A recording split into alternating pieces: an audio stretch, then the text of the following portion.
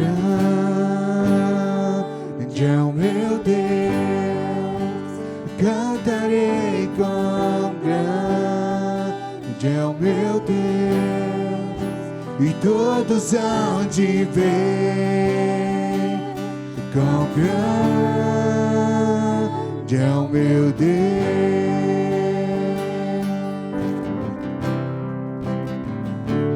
Quão grande é o meu Deus, cantarei quão grande é o meu Deus, e todos hão de ver quão grande é o meu Deus.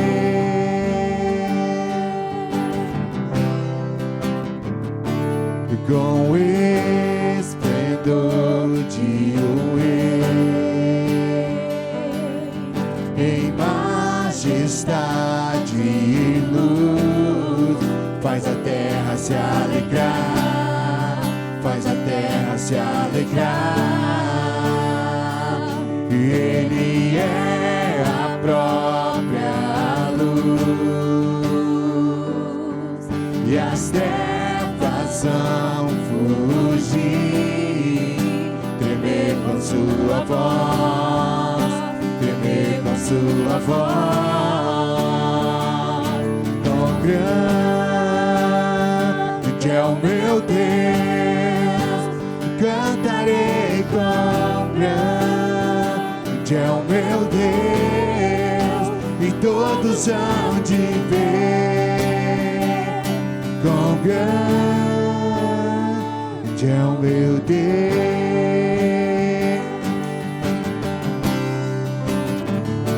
E por gerações Ele é, o tempo está em tuas mãos, o começo e o fim, o começo e o fim. Três se formam em um,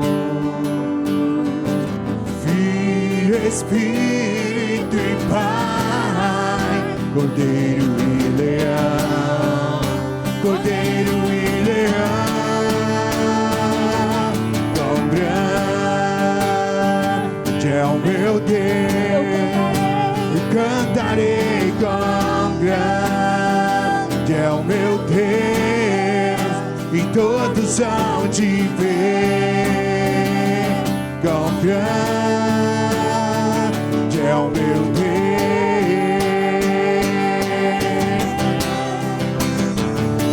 Sobre todo nome é o seu, tu és digno do louvor. Eu cantarei quão grande é o meu Deus.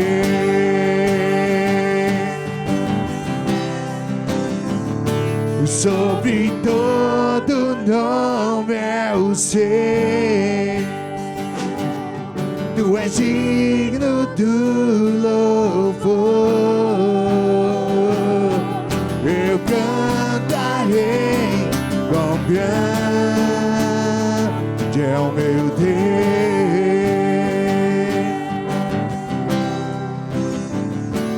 quão grande é o meu Deus, cantarei quão grande é o meu Deus, e todos hão de ver quão grande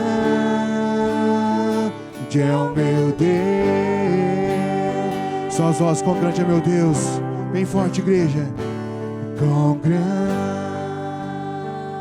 é o meu Deus, cantarei quão grande é o meu Deus, e todos hão de ver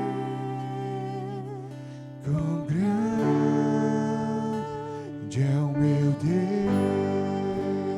Sim, Senhor, nesta noite noite nós estamos aqui reunidos para declarar a tua grandeza, para declarar a tua soberania, porque só o Senhor é Deus, o Deus maravilhoso, Criador de todas as coisas, a quem nós nos rendemos nesta noite, a quem nós nos submetemos, a quem nós declaramos o nosso amor, porque tu nos amaste primeiro, Senhor.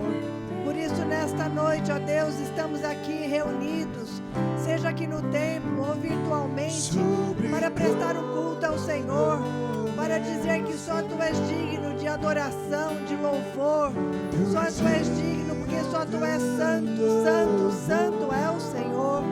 Pai, recebe a nossa adoração, recebe, Senhor, porque nesta noite nós declaramos que grande é somente o Senhor. Aleluia. Quão grande é o meu Deus, cantarei, quão grande é o meu Deus, e todos hão de ver, quão grande é o meu Deus. Mais uma vez para acabar. Quão grande é o meu Deus, cantarei, quão grande é o meu Deus, e todos hão de ver, quão grande é o meu Deus.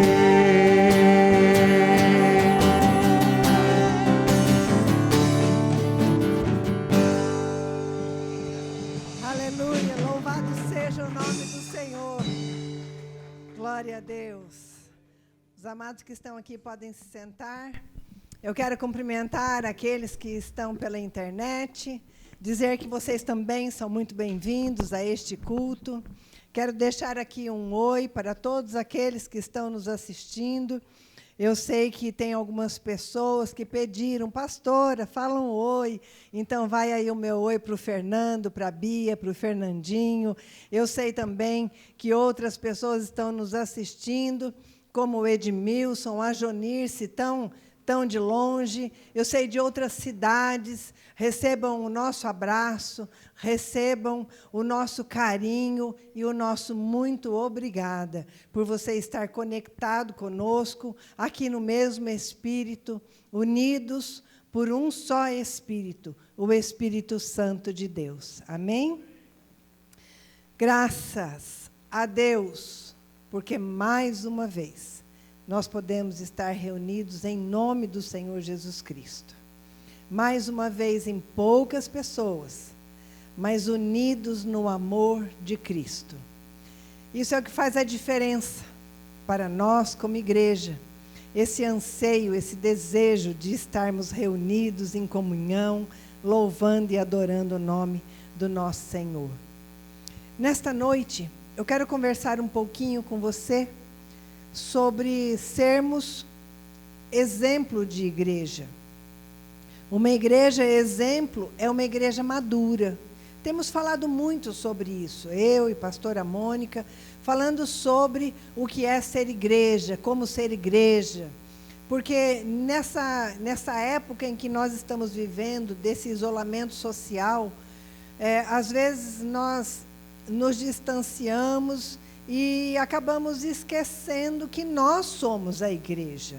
E que essa igreja é um organismo vivo do Deus que é vivo, do único Deus. Então, nós precisamos relembrar, retomar o ser igreja. E qual é a nossa função, o nosso propósito como igreja. Esta semana, a nossa família teve algumas notícias tristes. Algumas notícias de falecimento de pessoas queridas, também de diagnósticos de suspeitos de doenças graves. E eu fiquei pensando na reação dessas pessoas com esses diagnósticos, ou nessas pessoas que perderam seus entes queridos, não só por Covid, mas por outras comorbidades, outras enfermidades. E eu fiquei pensando, como essas pessoas recebem essas notícias? Como essas pessoas lidam com essas tristes notícias?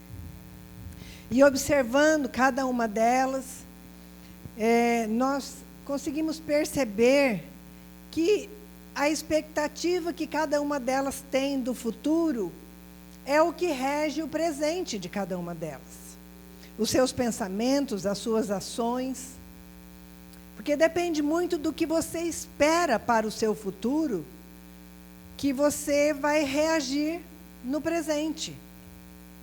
E muitas das nossas ações no presente, elas determinam o nosso futuro.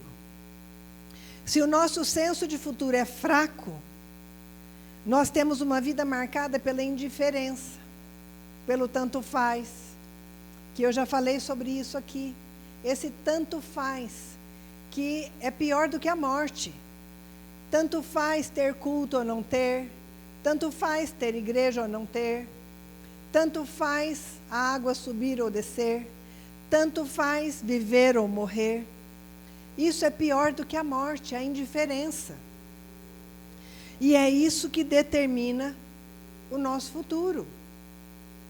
Boa parte das doenças emocionais e mentais, e também dos suicídios entre as pessoas, ocorrem em pessoas que sentem que não têm futuro, que não têm esperança. Para mim tanto faz ficar doente ou não ficar, pegar um vírus ou não pegar.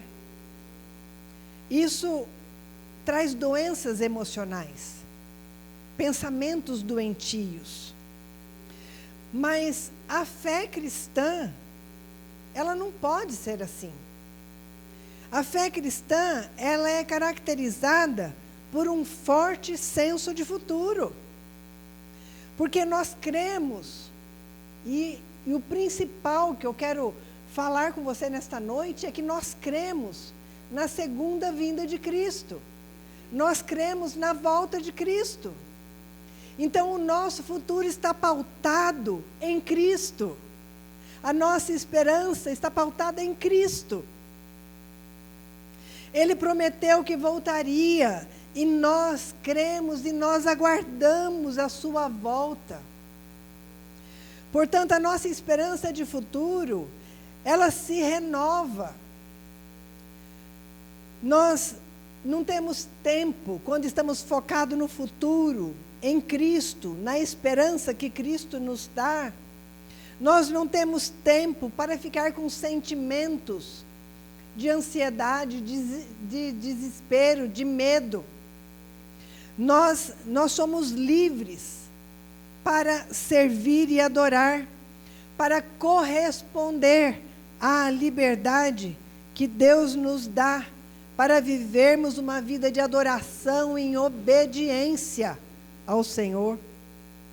E Paulo, na sua segunda viagem missionária, ele vai até a cidade de Tessalônica, hoje norte da atual Grécia, onde havia uma comunidade ainda pequena, uma comunidade judaica, que permitia aos não-judeus uma aproximação do Deus verdadeiro, do Deus único.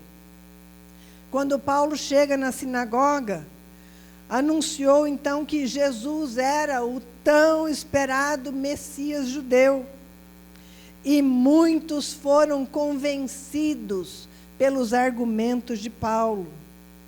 Mas eles nem tiveram tempo de declarar a sua fé. E Paulo e a sua equipe, o chamado Silvano ou Silas, juntamente com o Timóteo, eles tiveram que sair correndo da cidade para salvar a sua pele, por causa da perseguição do Evangelho. Em razão disso, Paulo não teve como ensiná-los na doutrina, na sã doutrina. Então ele pede a Timóteo que volte lá várias vezes para ensinar a igreja dos Tessalonicenses que estava lá. E então Timóteo volta com cartas para ensinar a igreja. E assim começa o Novo Testamento.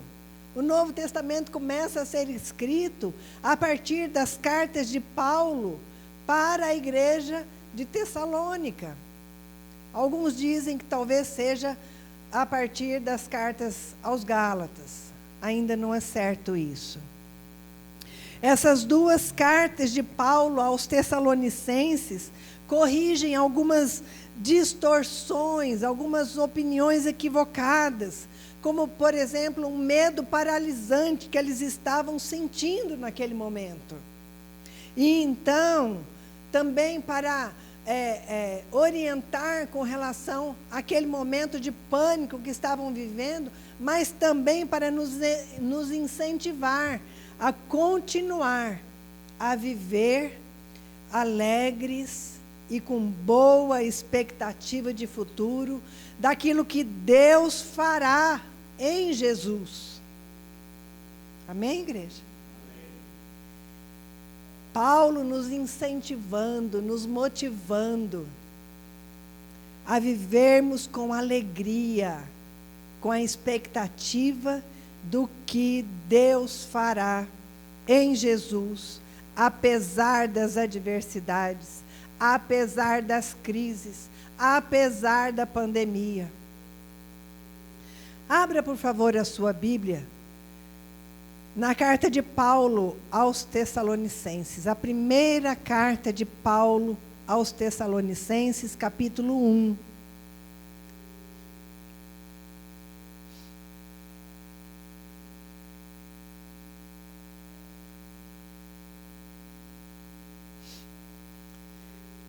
A palavra de Deus diz assim: Paulo, Silvano e Timóteo, à igreja dos Tessalonicenses em Deus Pai e nosso Senhor Jesus Cristo. A vocês, graça e paz da parte de Deus e de nosso Senhor Jesus Cristo. Sempre damos graças a Deus por todos vocês, mencionando-os em nossas orações. Lembramos continuamente, diante de nosso Deus e Pai, o que vocês têm demonstrado. O trabalho que resulta da fé, o esforço motivado pelo amor e a perseverança proveniente da esperança em nosso Senhor Jesus Cristo. Sabemos, irmãos, amados de Deus, que Ele os escolheu, porque o nosso Evangelho não chegou a vocês somente em palavra, mas também em poder, no Espírito Santo e em plena convicção. Vocês sabem como procedemos entre vocês e em seu favor. De fato, vocês se tornaram nossos imitadores e do Senhor, pois apesar de muito sofrimento, receberam a palavra com alegria que vem do Espírito Santo.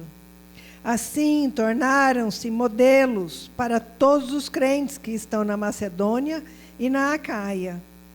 Porque, partindo de vocês, propagou-se a mensagem do Senhor na Macedônia e na Acaia. Não somente isso, mas também por toda a parte tornou-se conhecida a fé que vocês têm em Deus.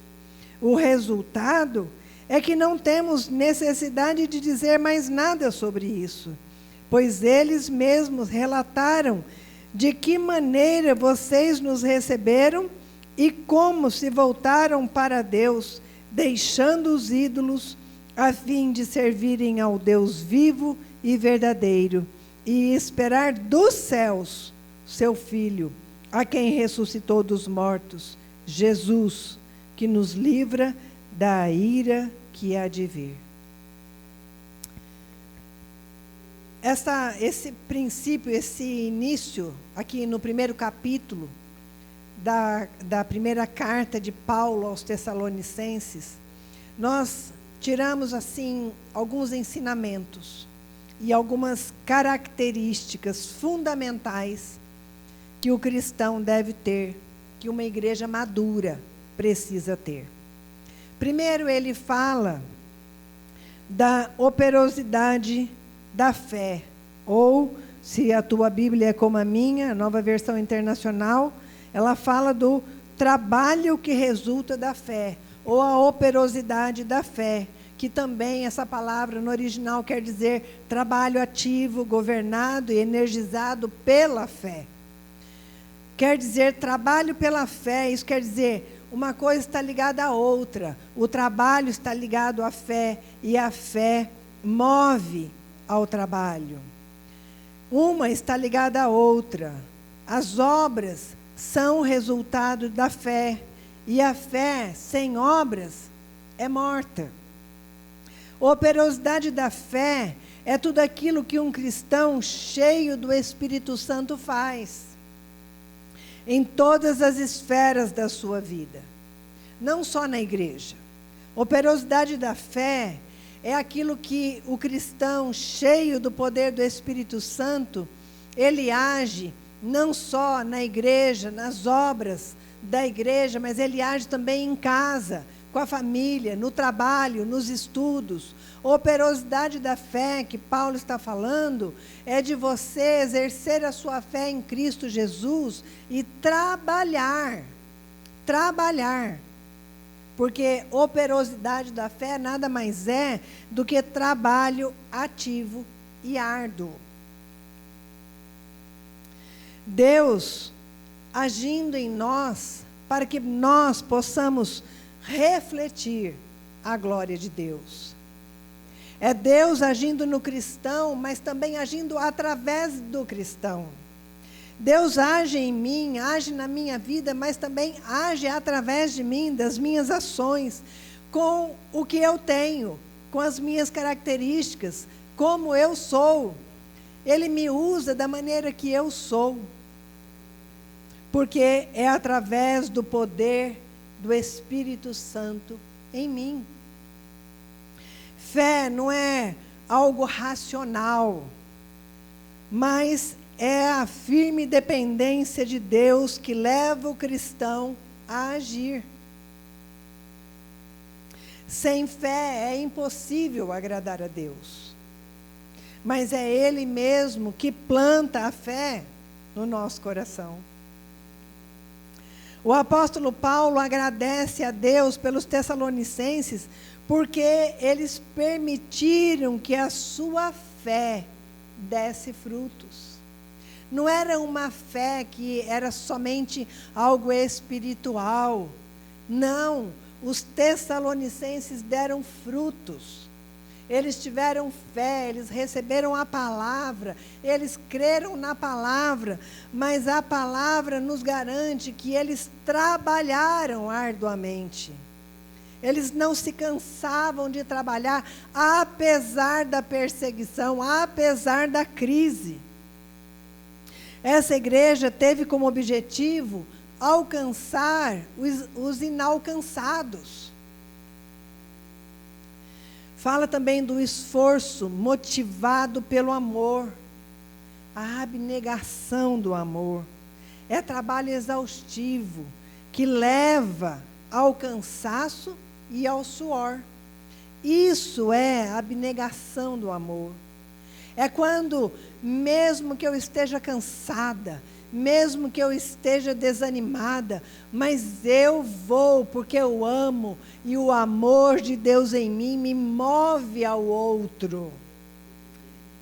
É um amor que não me permite ficar parado, paralisado.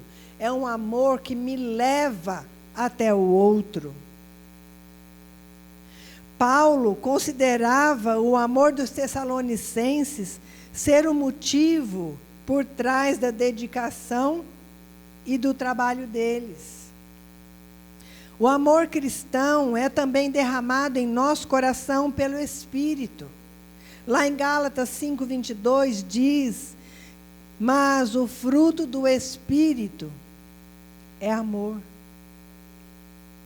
E em Romanos capítulo 5, verso 5 diz: E a esperança não nos decepciona, porque Deus derramou o seu amor em nossos corações por meio do Espírito Santo que Ele nos concedeu. É o próprio Espírito Santo que derrama o amor no nosso coração.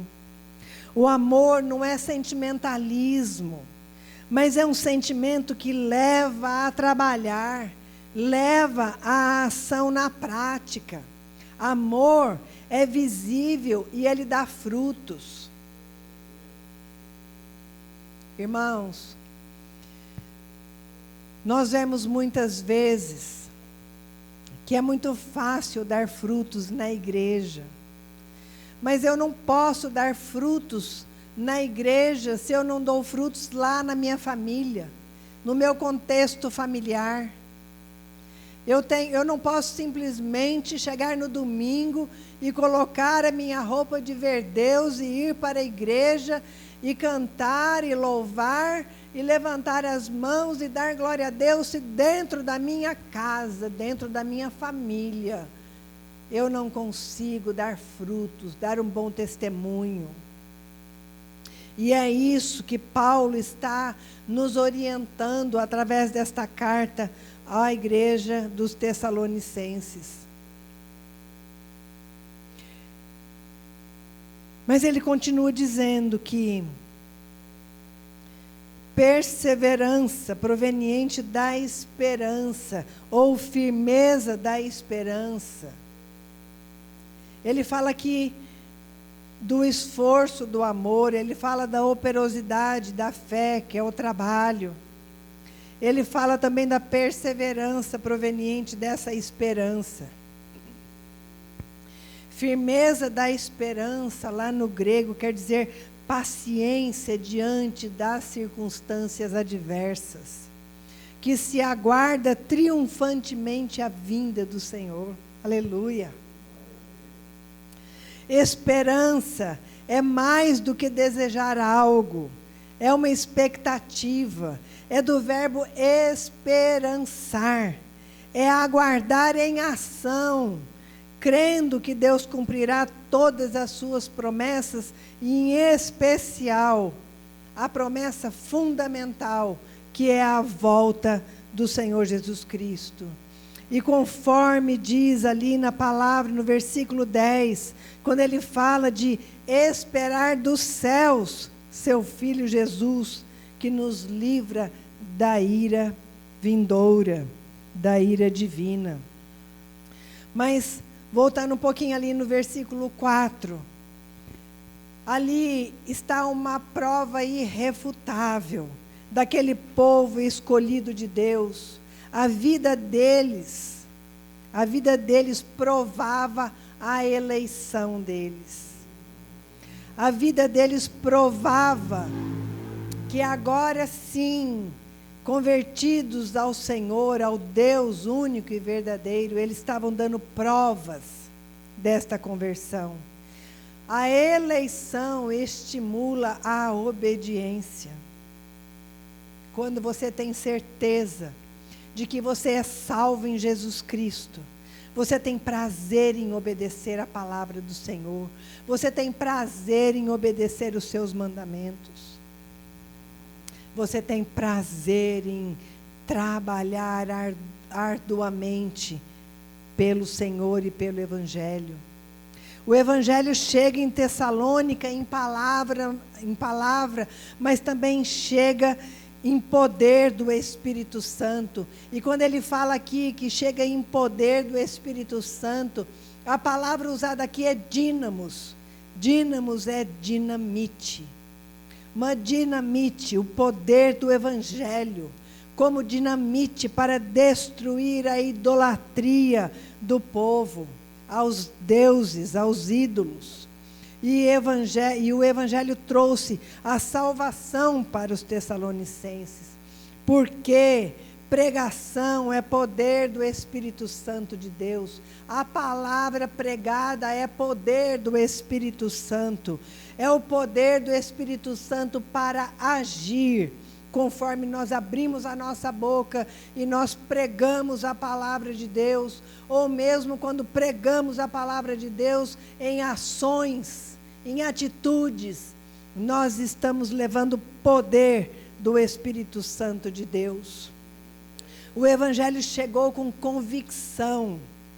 Paulo sabia que Deus estava tocando aqueles corações. Lá no verso 6, verso 7, fala de sermos imitadores de Cristo. E o mundo precisa nos imitar. Mas o que o mundo tem olhado e tem visto em nós, para que possa nos imitar? A palavra de Deus diz que é para nós sermos exemplo, para nós sermos modelo certo. Nós precisamos, como igreja do Senhor, sermos modelos certos. O mundo precisa ver Deus em nós, não só nas nossas palavras. Muitas vezes usamos de religiosidade, de jargões evangélicos. Isso não muda ninguém, isso não dá testemunho para ninguém. Mas sim, as nossas atitudes, o nosso amor demonstrado, o amor que o próprio Deus já colocou no nosso coração. O mundo precisa sim ver Deus em nós. O mundo só vai imitar você, se você refletir a imagem de Deus em você. A igreja de Tessalônica nasce num contexto de crise, mas ela nasce de uma maneira saudável. Em meio à crise, ela se mantém saudável. Ela se mantém sadia. Apesar de muito sofrimento, a palavra diz, recebeu a palavra e reagiu com alegria. Alegria do Espírito Santo. Essa é uma igreja que já nasce madura. É uma igreja que, apesar das dificuldades, ela tem prazer e ela reage com alegria na palavra do Senhor. Esse é o evangelho verdadeiro, a palavra. A palavra que não é triunfalista. A palavra que Jesus disse, tem de bom ânimo. Eu venci o mundo. Isso vai passar. Tudo isso vai passar. Tem de bom ânimo. Mas Jesus também diz, tome a sua cruz. Jesus não garantiu a ausência de adversidades, de tribulações, mas Ele garantiu a vitória nele.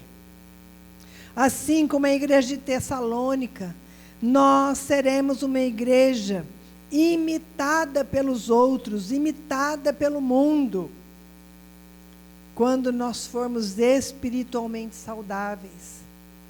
Uma igreja precisa ser espiritualmente saudável para que ela seja madura, para que ela seja exemplo e para que ela dê um bom testemunho. O verso 8 e 9 fala que a igreja se tornou influenciadora.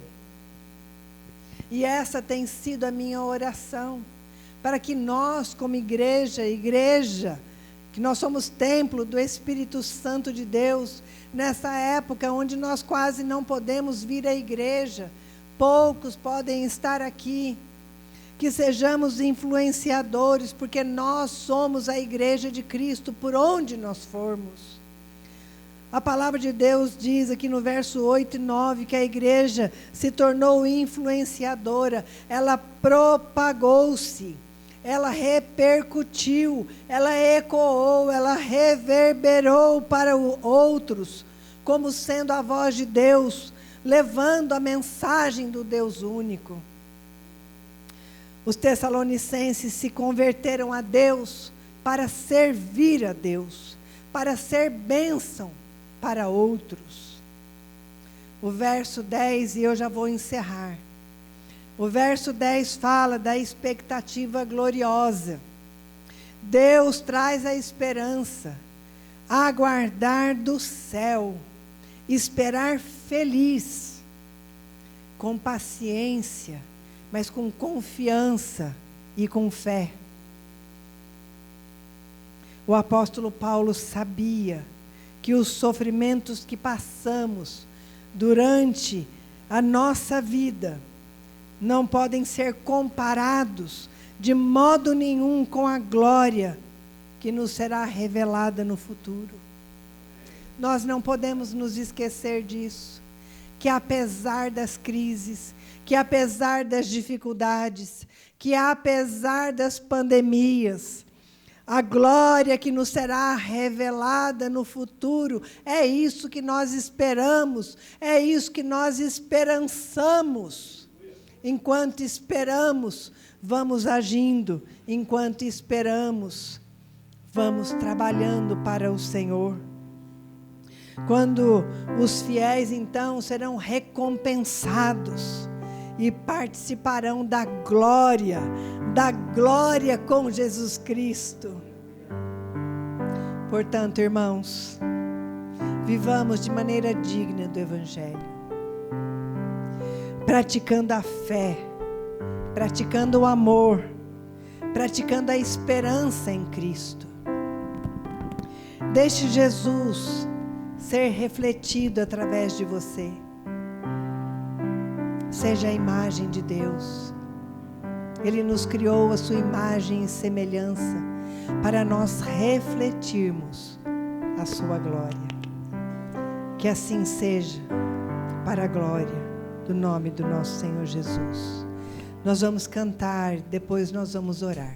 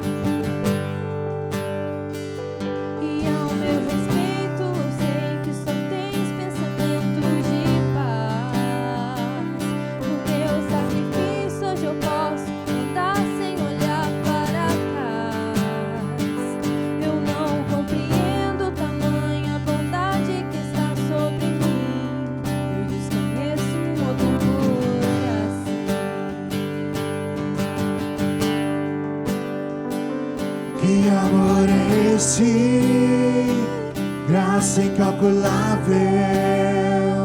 Não tem interesse, não quer nada em troca. Tua vontade é boa, perfeita e agradável. E para mim,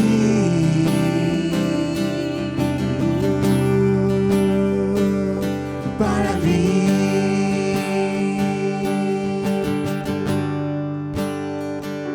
quero conhecer-te, ouvir teu segredo.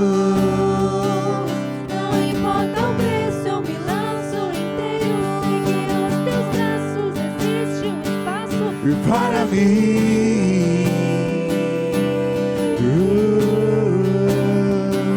e para mim,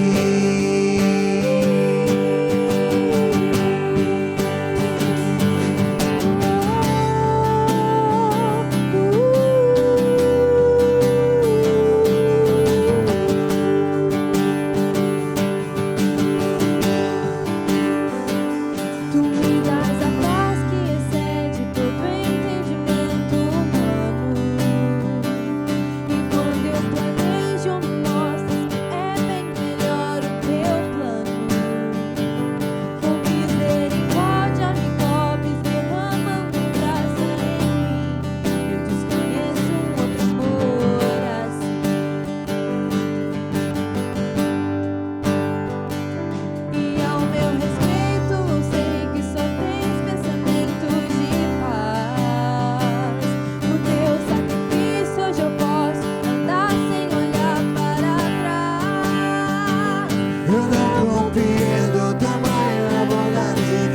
sobre mim.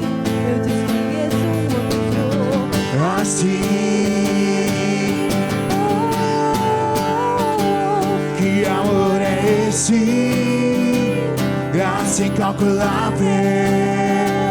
Não tem interesse, não quer nada em troca. Tua vontade é boa, perfeita, agradável. E para mim, para mim, Eu quero mais desse amor. quero conhecer-te, ouvir teus segredos. Não importa o preço, eu me lanço inteiro. Seguir nos teus braços existe um espaço. Para mim, e para mim. Nada vai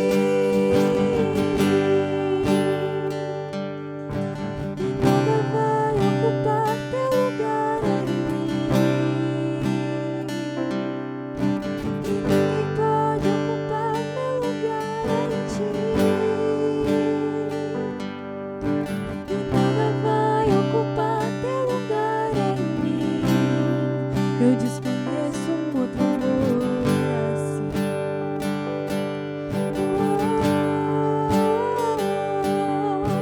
E nada vai ocupar teu lugar em mim. E ninguém pode ocupar meu lugar em ti. E nada vai ocupar teu lugar em mim. Eu desconheço outro amor assim. Que amor é esse?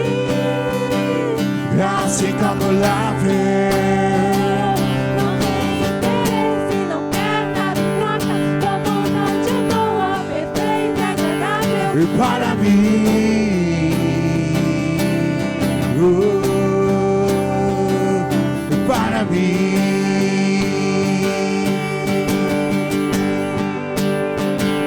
quero conhecer-te, Paz, ouvir teus segredos.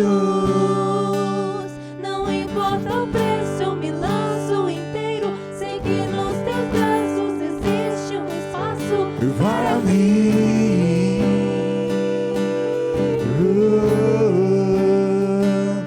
para mim.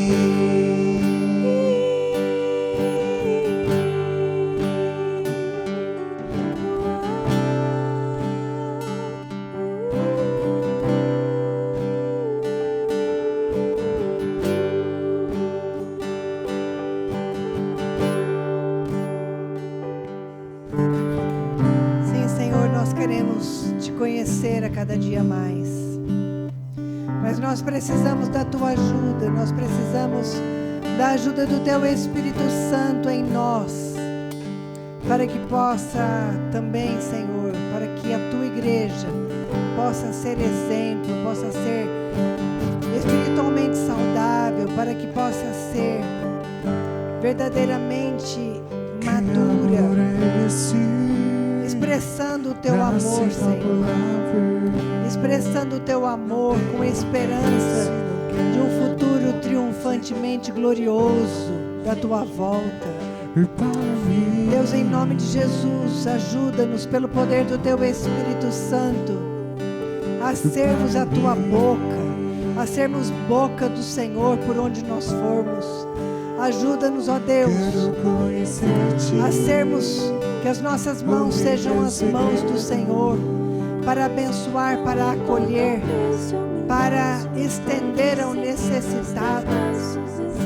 Pai, que os nossos pés sejam os pés do Senhor, para irmos, Senhor, alcançar os inalcançados.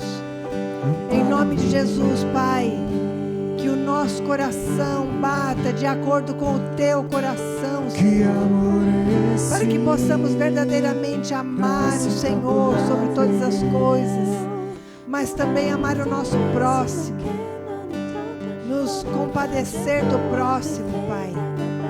Pai, em nome de Jesus, ensina-nos, ó Deus, a operosidade da fé, Ensina-nos, ó Deus, esse amor que move os corações, que já foi derramado pelo Teu Espírito Santo em nós. Em nome de Jesus, Pai, que possamos prosseguir nesta caminhada todos os dias, perseverantes pela esperança da glória futura. E que assim, Senhor, nós possamos levar o Teu amor por onde nós formos, como igreja do Senhor, para refletir a Tua imagem, para refletir a Tua glória, Pai.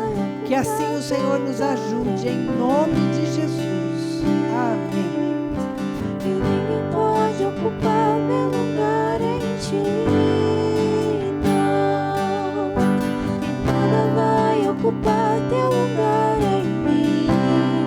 Eu desconheço um outro amor assim.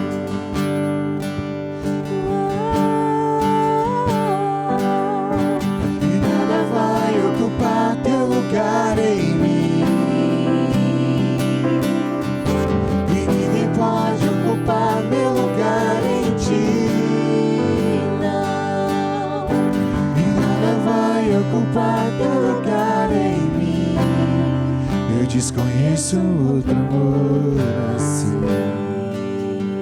Aleluia, glória a Deus. Antes de nós encerrarmos este culto, neste domingo, eu quero deixar aqui o meu abraço a algumas pessoas que estão aparecendo aqui no meu celular. O Robson Carvalho, o Radalges e família. Um abraço para a Adriana, para o seu filhinho querido. Abraços também a Leila Silveira, ao Valdir Guimarães e a sua família, Joana, Deus abençoe a Sônia, saudade de vocês, saudade dos irmãos. Eu não sei quem mais apareceu aqui, porque enquanto eu falava não consegui perceber mais pessoas, mas fica o meu abraço, mesmo que eu não citei o seu nome. Obrigada por você estar junto, obrigada por nós estarmos unidos. Quem sabe no próximo domingo você me manda um WhatsApp: pastora, eu quero estar domingo na igreja, e eu reservo a sua vaga, porque conforme o decreto municipal aqui de Cambé, são só 25 pessoas no culto, então nós temos que limitar por enquanto, e você deve vir com a sua máscara, aqui todos de máscara, com álcool em gel, mas você pode reservar o seu lugar para o próximo domingo. Me manda uma mensagem, lembrando que aqueles que são do grupo de risco e as crianças ainda não podem vir ao culto presencial. Mas que fique aqui o meu abraço a todos vocês, a vocês que estiveram aqui junto comigo nesta noite. O meu abraço, minha gratidão, e que esta semana você seja muito abençoado por Deus, assim como você já é, mas que, cheio do poder do Espírito Santo de Deus, você possa fazer coisas grandiosas para Deus. Que o Senhor vá à tua frente, te guardando, te protegendo e te livrando de todo o mal. E que a graça, que é melhor do que a vida, a graça salvadora do nosso Senhor Jesus, o amor de Deus, esse amor que não se explica e não se mede, apenas se sente, se recebe, e também a comunhão e a consolação do Espírito Santo seja sobre a tua vida, sobre a tua família, por onde você for, e também com toda a igreja de Cristo espalhada por toda a terra, e também sobre você que está em casa. Deus te abençoe em nome de Jesus. Amém.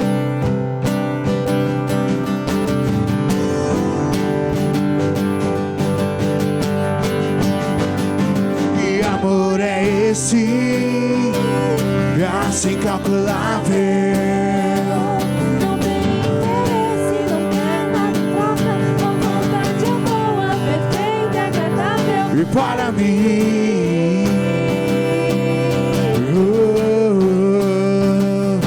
para mim, quero conhecer-te, ouvir teu segredo, Não importa ver se eu me lanço inteiro. Sei que